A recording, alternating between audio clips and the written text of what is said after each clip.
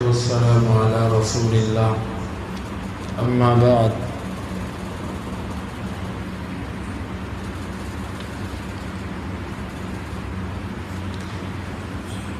باب قول اللہ تعالی، یہ باب ہے اللہ تعالیٰ کے فرمان کے بارے میں۔ وَوَهَبْنَا لِدَاوُودَ سُلَيْمَانَ نِعْمَ الْعَبْدُ إِنَّهُ أَوَّابٌ۔ ہم نے داؤد کو سلیمان دیے، اچھے بندے تھے وہ، اور اللہ کی طرف بہت رجوع کرنے والے تھے۔ امام بخاری کہتے ہیں اواب کا معنی ہے الراجع، رجوع کرنے والا، المنیب، انابت اختیار کرنے والا۔ وقولہ، اور اللہ تعالیٰ کا فرمان سلیمان کی دعا کے متعلق، وَهَبْ لِي مُلْكًا لَا يَنبَغِي لِأَحَدٍ مِّن بَعْدِي، اور مجھے ایسی بادشاہت دے جو میرے بعد کسی کے لائق نہ ہو۔ وَقَوْلُهُ، اور اس کا کہنا وَاتَّبَعُوا مَا تَتْلُو الشَّيَاطِينُ عَلَى مُلْكِ سُلَيْمَانَ، انہوں نے پیروی کی اس کی جس کے پیچھے شیاطین چلتے تھے سلیمان کی بادشاہت میں۔ وَلِسُلَيْمَانَ الرِّيحَ غُدُوُّهَا شَهْرٌ وَرَوَاحُهَا شَهْرٌ، اور سلیمان کے لیے ہوا کو تابع کیا، اس کا صبح کے وقت چلنا 1 ماہ کی مسافت اور شام کے وقت چلنا 1 ماہ کی مسافت۔ وَأَصَلْنَا لَهُ عَيْنَ الْقِطْرِ، اور ہم نے اس کے لیے تانبے کے چشمے کو جاری کر دیا۔ ای اذبنا لہو عین الحدید، ہم نے لوہے کا چشمہ اس کے لیے پگھلا دیا۔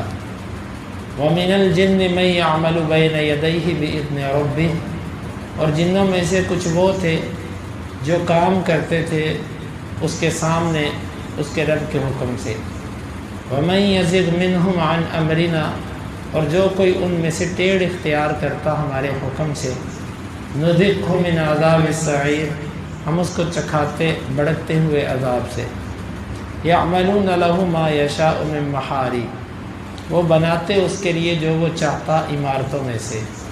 قال مجاہد کہتے ہیں محارب کہتے ہیں بنیان ما دون القصور، وہ عمارتیں جو محلات سے ہٹ کر بنائی جاتی ہیں۔ وتماثیل وجفان کالجواب، تماثیل کا معنی اور تصویریں، مورتیاں اور ٹب حوض کی مثل، کالحیاض للابل، جس طرح اونٹوں کے لیے حوض بنائے جاتے ہیں۔ اور ابن عباس کہتے ہیں الجوبہ من الارض، زمین میں جو ہودیاں وغیرہ بنائی جاتی ہیں اس کی مثل۔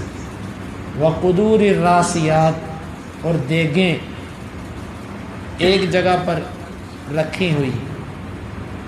اعملوا آل داود شکرا، اے داود کی آل تم شکر والا عمل کرو۔ وقلیل من عبادی الشکور، میرے بندوں میں سے شکر کرنے والے بہت تھوڑے ہیں۔ فلما قضینا علیہ الموت، جب ہم نے فیصلہ کیا اس سلیمان پر موت کا، ما دلہم علی موتہ الا دابۃ الارض، ان کو اس کی موت پر زمین کے کیڑے نے بتلایا۔ ای الارضۃ، ارضہ کہتے ہیں وہ جو دیمک لگا دیتا ہے کسی چیز کو، اس کیڑے کو ارضہ کہتے ہیں۔ تأکل من سأتہ، وہ کھا رہا تھا اس کی لاٹھی کو۔ من سأ کا معنی عصاہ، لاٹھی۔ فلما خر، پس جب وہ گر گئے، الی قولہ، یہاں تک، فی العذاب المہین، رسوا کرنے والے عذاب میں۔ حب الخیر عن ذکر ربی، مال کی محبت اللہ کے ذکر سے۔ فطفق مسحا بالسوق والاعناق، وہ شروع ہوئے ہاتھ پھیرنے لگے ان کی گردنوں اور پنڈلیوں پر۔ امام بخاری کہتے ہیں اس کا معنی ہے یمسح اعراف الخیل وعراقیبہا، اونٹوں کی، گھوڑوں کی رانے اور ان کے جو ہیں وہ گردنیں، ان کے اوپر وہ ہاتھ پھیرنے لگے۔ الاسفات، اسفات کا معنی الوثاق، رسیاں۔ قال مجاہد نے کہا الصافنات صافنات صافن الفرس، صافن الفرس کا لفظ اس وقت بولتے ہیں رفع احدى رجلیہ حتی یکون علی طرف الحافظ، جب وہ اپنی ٹانگوں میں سے ایک ٹانگ کو اٹھاتا ہے یہاں تک کہ وہ اس کو سم پر کھڑا کر دیتا ہے، کونے پر۔ الجیاد اس کا معنی السراع، تیز رفتار۔ جسدہ جسد کا معنی شیطانہ، شیطان۔ رخا اس کا معنی ہے طیبہ، نرمی والی، عمدہ۔ حیث اصاب اس کا معنی ہے حیث شاء، جہاں وہ چاہے۔ فمنن، فمنن کا معنی ہے اعطی، تو دے۔ بغیر حساب، بغیر حرج، بغیر کسی گناہ کے۔ امام بخاری کی عادت آپ کو معلوم ہے کہ وہ کسی بھی مسئلے پر جب باب قائم کرتے ہیں تو اس کے متعلق جو آیات ہوتی ہیں اس کا تذکرہ کرتے ہیں۔ سلیمان علیہ السلام کا تذکرہ تھا، داود کا تذکرہ تھا، تو اللہ تعالیٰ کے قرآن میں جو آیتیں ان کے متعلق تھیں ان میں سے چند کا ذکر کیا۔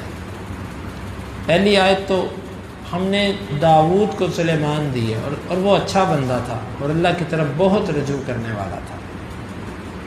اور اسی طرح سلیمان علیہ السلام کی دعا کہ مجھے ایسی بادشاہت دینا جو میرے بعد کسی ایک کے لیے لائق نہ ہو۔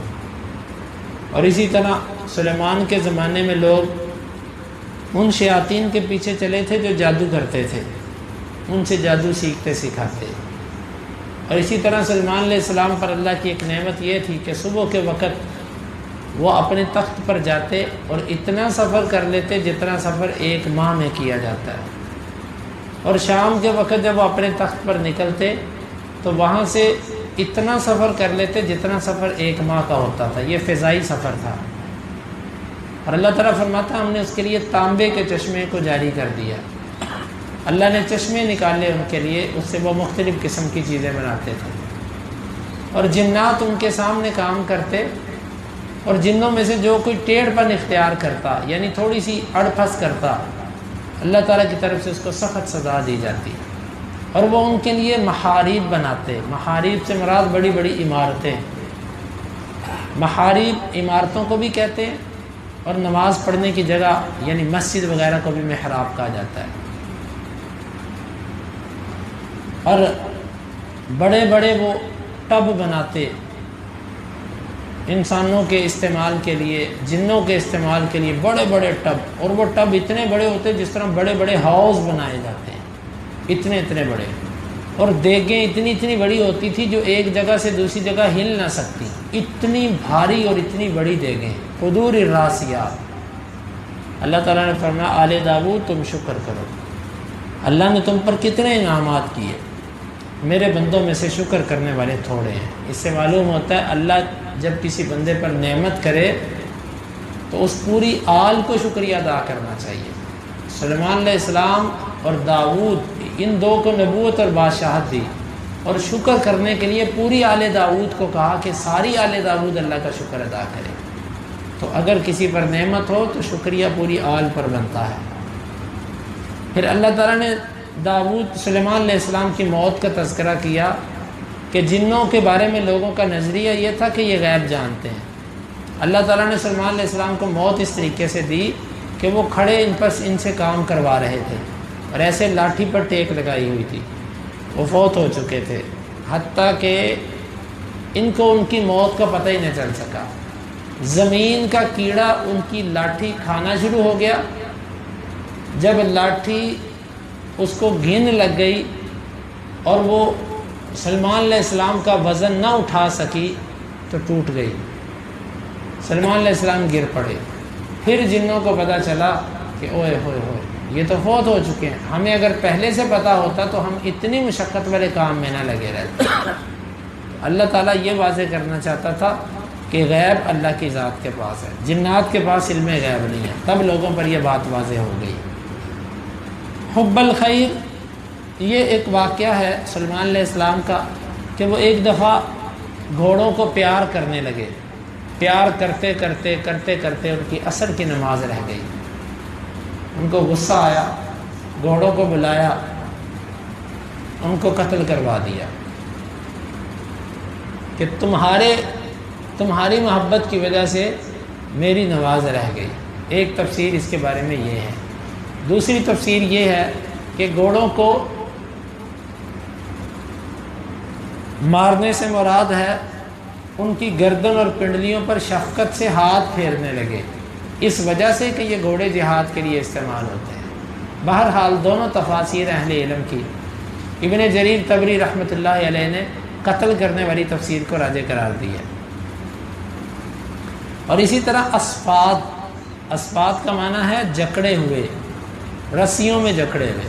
صافنات عمدہ قسم کے گھوڑے، یعنی گھوڑا اپنے 3 پاؤں زمین پر رکھتا ہے اور چوتھا پاؤں ایسے کھڑا کر لیتا ہے، ایسے کر کے اس کی چونچ جو ہوتی ہے نا، اس کی نوک وہ زمین پر لگاتا ہے۔ یہ عمدہ قسم کے گھوڑے کی نشانی ہوتی ہے۔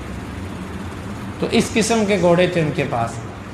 الجیات تیز رفتار، جسدا، یہ ایک اور واقعے کی طرف اشارہ ہے، جس طرح کے تفاسیر کے اندر آتا ہے۔ جسد کے 2 معنی کیے جاتے ہیں، یہاں ایک جسد سے مراد تو وہ واقعہ ہے کہ سلمان علیہ السلام نے کہا تھا کہ میں اپنی بیویوں کے پاس جاؤں گا،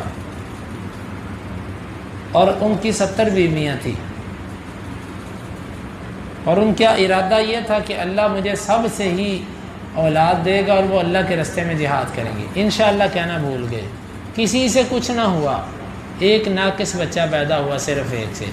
تو یہاں پر اس واقعے کی طرف اشارہ ہے، القینا علی کرسیہ جسدا، ہم نے اس کی کرسی پر ایک جسم ڈال دیا، یعنی اس کا نائب ایک ناقص بچہ ہوا، کوئی بچہ پیدا نہ ہوا، اس واقعے کی طرف اشارہ ہے۔ یا بعض تفسیروں میں جو واقعہ لکھا ہوا ہے اس کی سند تو کوئی نہیں ہے حدیث کی روح سے، لیکن تفسیروں میں لکھا ہوا ہے، وہ یہ ہے کہ سلمان علیہ السلام ان کی جگہ پر کچھ دن کے لیے ایک جن نے حکومت کی، ایک جن۔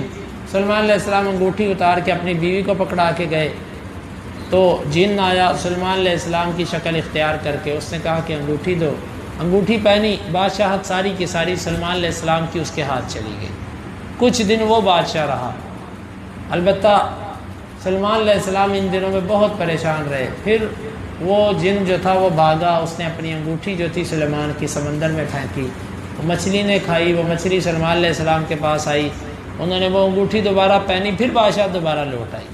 یہ تفسیری روایت ہے، بنی اسرائیلی روایت، کوئی اس کی حقیقت یقینی طور پر بیان نہیں کی جا سکتی۔